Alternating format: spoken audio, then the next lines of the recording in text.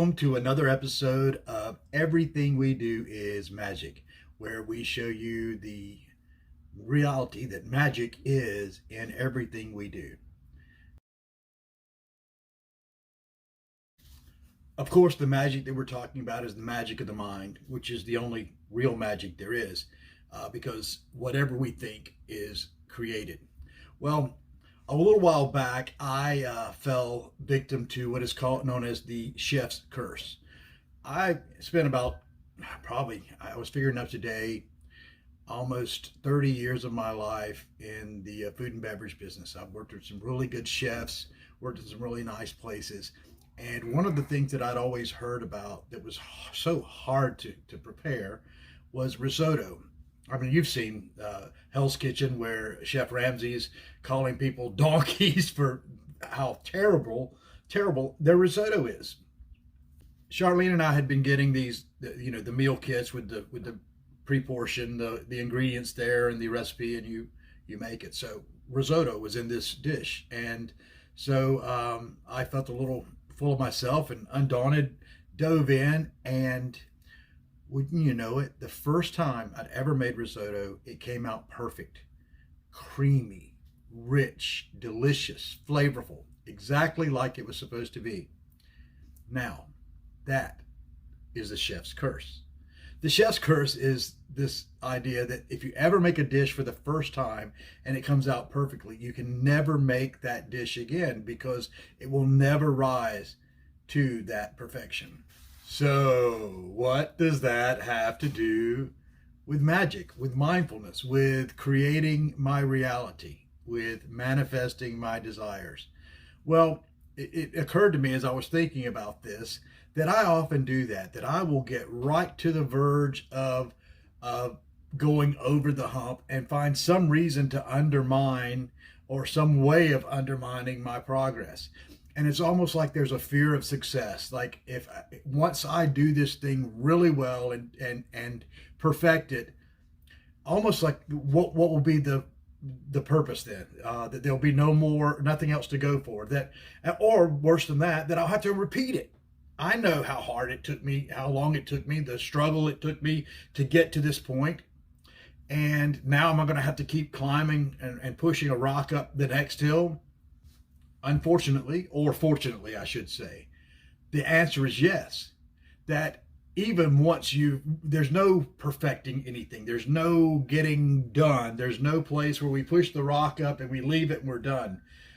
We're constantly pushing that rock up the hill. That is our lot in life. Because what happens is there's conflict here. And this conflict creates this desire. And as we begin to move towards that desire in our thoughts and in our actions, we begin to climb the hill to get the desire this thing, this person, this place that we desire. And then once we get to that place, there's kind of the little plateauing there where there's the moment of satisfaction. And then there's realizing, there's more.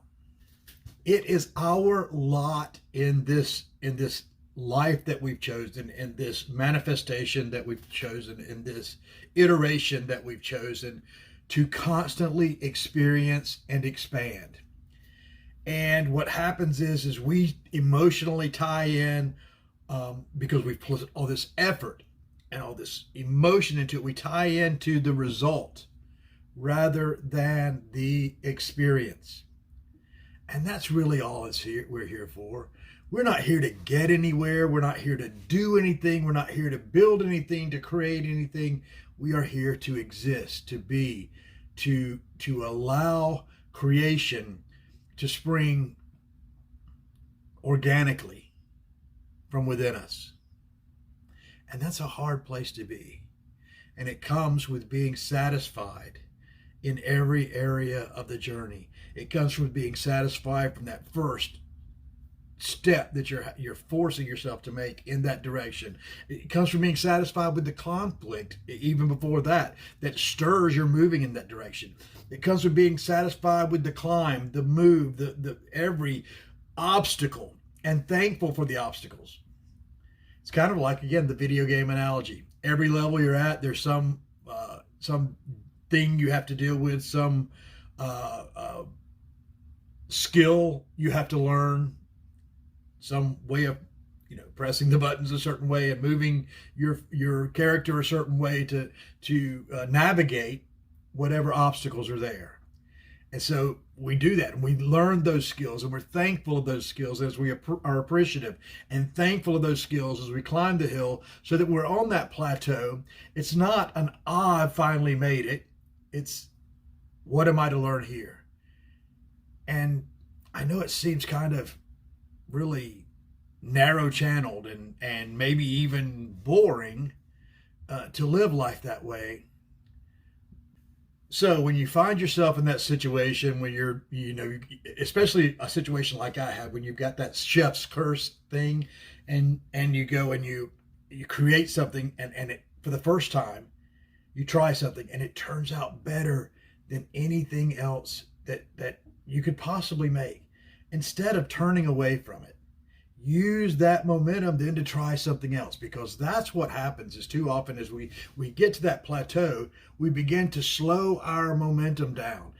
And at the place of success is the place where that momentum builds and builds and builds, so that you're not going to be climbing the hill in the same way. The obstacles aren't going to affect you in the same way.